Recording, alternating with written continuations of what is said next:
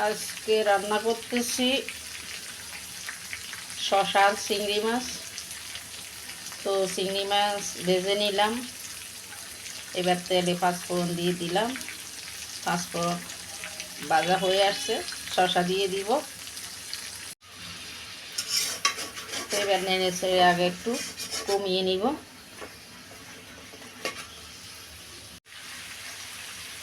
তো নেড়ে ছেড়ে একটু কষিয়ে নিলাম। এবার দিয়ে দিলাম হলুদ, লবণ, কাঁচামরিচ, জিরা গুঁড়া, নামে মাত্র লাল মরিচের গুঁড়া।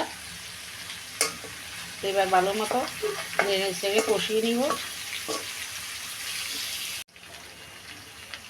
তো নেড়ে ছেড়ে কষিয়ে নিলাম ভালোভাবে। এবার জল দিয়ে দিচ্ছি।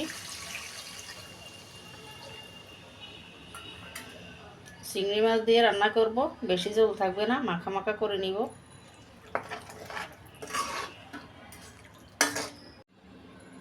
তো লবণ দেখে নিলাম, ঠিক আছে, হয়ে গেল আমাদের